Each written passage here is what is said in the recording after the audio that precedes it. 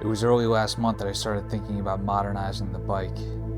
A Harley built in 2013 is really starting to show its primitive accessories in the year 2020. Everything now is LED, wireless, cleaner, black, simple, yet more technical. Do I really want to go full modern on a nostalgic looking bike? Could I pick and choose new parts that would bring my bike into this century? To give it the best of everything. Modern amenities on an old school platform, utilizing a tried and true motor and gangster cholo looks.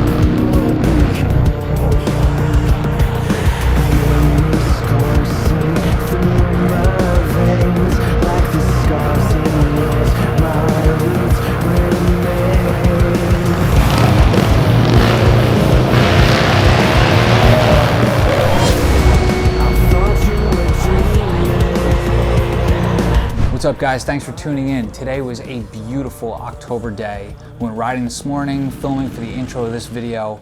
Now we're going to talk about how to make your Cholo better and more modern. Now one of the first things you'll notice when you compare your bike to a brand new bike of the same model is usually the lights. The lights are a dead giveaway that your bike is a few years old. You know, Harley only started putting LED lights in just in the last few years, and me driving a 2013, I didn't make the cut. So I wanted new lights. I wanted LEDs all around. That would be all three headlights, turn signals, brake light, and license plate light. So I scoured the internet. And the Harley Daymakers were like 400 plus bucks, which was insane. Maybe not even want to do it. I'm like, there's no way I'm gonna spend $400, $500, $600 on lights. So I did more research and I stumbled on Advan Black's page. They were selling them for like $270, $280, which is well over $100 cheaper than Harley. And I didn't have to take the risk on the eBay junk. Now the eBay ones are tempting. They're like 70 to 100 bucks, but they come with question marks attached to them. My brother had a pair. It lasted him about a year, two at the most, and it crapped out on him in the middle of a ride. I decided, let me go with the Advan Blacks. And so here they are. And now I'm gonna install them right now. Okay, so this is what they look like with the halogens from a front, but slightly off to the side angle.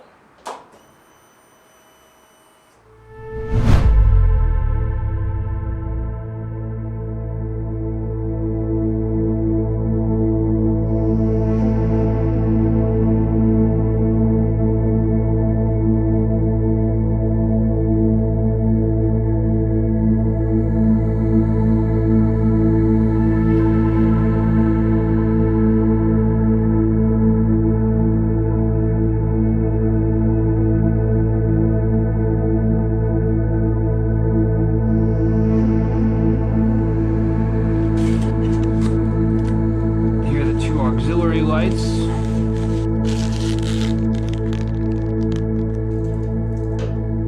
I literally had this out in 2 minutes.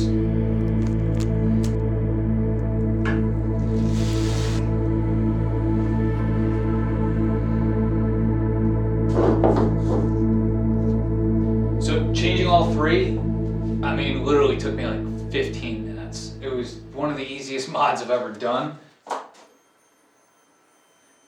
Damn, that looks sick. Now you just installed your LED headlights. You don't want to stop there. You want to get turn signals, brake light, license plate light, all in LED. That way the whole bike is LED. Now you can usually get away on the cheap doing the rest of the lights because they're not so vital to you getting home in the middle of the night.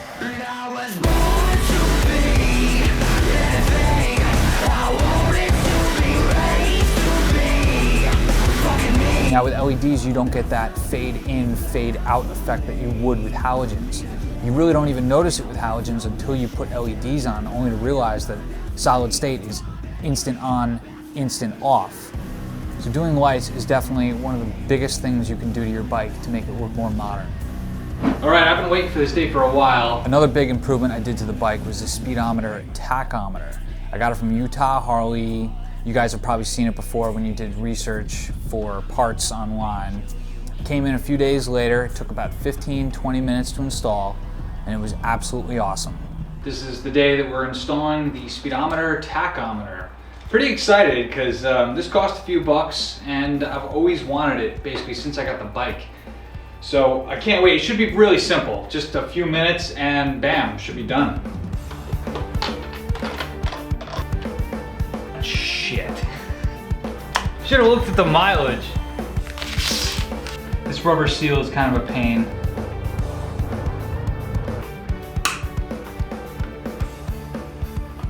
Oh yeah, that's cool. This is ridiculous. Got a solution. This fixes everything.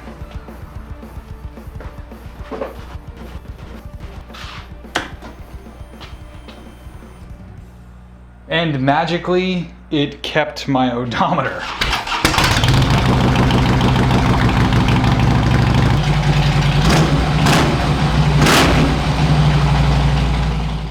Apparently your ECU records your odometer constantly, so when you plug in a brand new speedometer, it'll automatically transfer your odometer number to that new speedometer. Now I'm sure you guys are probably sick and tired of looking at your LCD tachometer. I know I was. It was driving me nuts. I'm more of an analog guy, especially when it comes to RPM. I want to see an arm tell me my RPM. But the speedometer tach combo is actually really cool. You can change colors to almost anything you can dream of, and you can change it individually too. So even the dial for the speedo, the tach, all the numbers, the LCD screen, everything you can change colors to individually. I personally went with a more conservative type color thing. It was just blue and white to keep it somewhat stock looking, and I just don't want to do anything too funky to my Cholo. Another thing we can do is these things. These are rear crash bars. And I'm a little bit, kind of torn on the look. Every picture I seem to see on the internet shows these things from like a corner angle or a side angle or even a front angle. I do want to hear your opinion on how these things look. So I'll get some shots from the back of the bike. And you just let me know if you think they look stupid. These were bought on eBay. I think they were $105. All right, so we're gonna get to work. Now I recently just put on front fender trim. And I think it widens up the front fender a little bit, and it just makes it look more grand. So that's not necessarily a modern piece, but it's a piece that makes your Cholo, have more presence.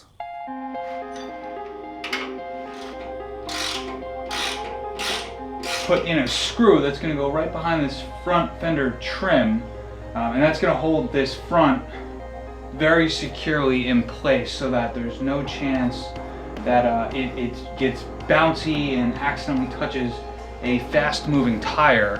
It wasn't difficult, but it made me feel a little uncomfortable having to drill into my fender.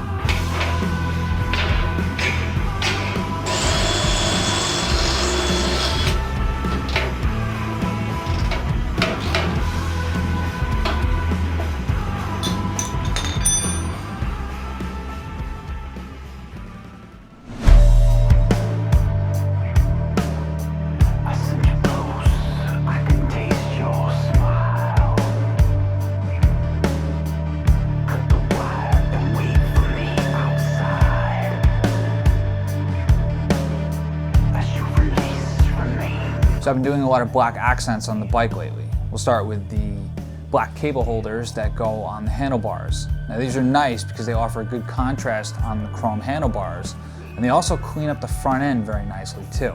They direct which way your cables are going to flow, and so now it's not this commingled bird's nest of cables. Now it's like a nice, clean, tidy flow.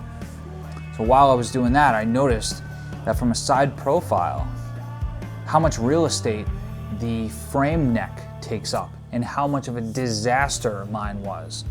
So I spent like an hour or so cleaning it up. You know, I had cables that were crisscrossed right there. I had wires that were all over the place. And literally the neck itself of the frame was just filthy. So I cleaned that all up, made it nice and, you know, everything's out of the way now. And now, not only does the frame look super black, but it looks great because your VIN number is right there. And it should be etched in white, so it really pops on the side. So from a side profile, clean up the neck, you'll be happy you did. So another piece I just replaced was the lower dash panel. I got rid of the stock Harley leather one, which just wasn't doing it for me. You know, it takes up quite a bit of real estate, like right in front. So I wanted to put something a little bit more glossy and shiny there. So I found this one on eBay. It was like $30. It's gloss black. It also comes in chrome too. And I thought it would be a nice contrast on the top of my white tank. So I replaced that, took nothing to put in, maybe 5 minutes. You just gotta remove the seat and loosen up your console and bam, goes right in. I also did my levers black. Now I mentioned this in a previous video, but I recently just retouched them up. I did a few thousand miles this summer and they got a little bit beat up. They really weren't bad though at all. The gloss black, you know, I just sanded them down and then repainted them, put some clear over it, and they look awesome. So a few weeks ago, I decided to replace my mirrors. I got rid of the stock Harley teardrop mirrors, which were designed in like '84. They've been using the same ones since. They were okay, but they looked a little goofy on a Cholo, so I got these small black circular mirrors that, I mean, they don't work worth a damn, but that's not the point. The point is to look cool. Now they only cost 30 bucks. It took nothing to install them. I recommend doing them because it, you know, it's right out in the open. So to replace those is probably a good idea. You know, another thing I've mentioned before is themes. You know, if you have a theme in mind that you really like, you should just run with it. Whether it's the one, the Willie G skull, the Born to Ride or Ride to Live. You know, if that's what you're into, just do it. Do the whole bike in it. All the covers, primary timing, swing arm, axles, do the whole thing. That way it looks like the bike was done on purpose. You know, it doesn't look like, you know, you bought it at like some carnival back in like 78 and 81 and it's all different, you know, times. It just makes the bike look very tidy if all your themes are in line with each other. And the same goes for your highway pegs, your floorboards. You try to get things looking uniform. It really does help out the look of the bike. Now, I'm going with the Harley-Davidson Motor Co. theme. I really like it. It looks tidy and it looks timeless. So I've talked about my seat before, but now we're gonna talk about like passenger seats, okay? And what you should do with it. Keep it in your garage. And if you have one of those 2-up seats, you needs to get rid of it. So we're gonna talk about Ape Hangers for a sec. I'm sure you guys have seen those rat rods with the apes from like the 70s and how, you know, the Ape Hangers were like pulled back towards the rider and, you know, like the Easy Rider thing. And don't do that, okay? You want, if you look at the angle of your front forks, you want your bars to be completely either in line with it or to actually be pushed forward to get that gangster look. If it's pulled back towards you and there's like a negative angle, it's gonna look crap. I don't care how good your Cholo looks, that will ruin it. I've never seen one look good with the Ape Hangers pulled towards the rider. Don't do it. Even mine is perfectly in line and I actually want to push mine a couple degrees forward just to get more of that gangster look. And it's also going to make me have that gangster back lean where your back is like arched towards the front. Guys, that's pretty much all I got. If you have any questions, just throw them in the comments section. I'll get back to you as soon as I can. Stay tuned after the credits at the end. I'll have some additional footage of the making of the intro of this film. So if you want, you can check that out. Please subscribe and we'll see you soon.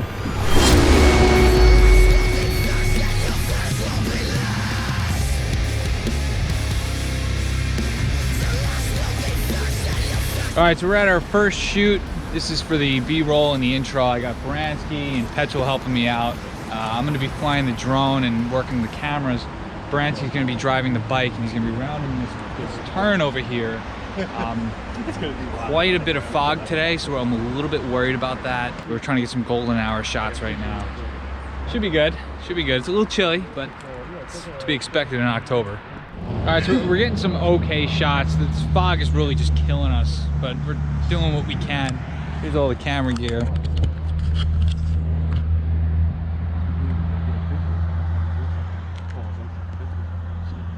These guys are doing a good job. Ryan turned into like my random cameraman that just turned out to be great. We're gonna review the footage to see if it's actually good, or if he was even hitting record. All right, so we finally got the shots because the sun came out and it actually got rid of most of the fog. So we got Baranski going around the turns and everything. It looked really good. These guys did a good job. Ryan was manning one of the big cameras, and I was flying the drone. Got a 2005 Electric Glide. We are preparing to cholo out. I could put a camera on the front of your bike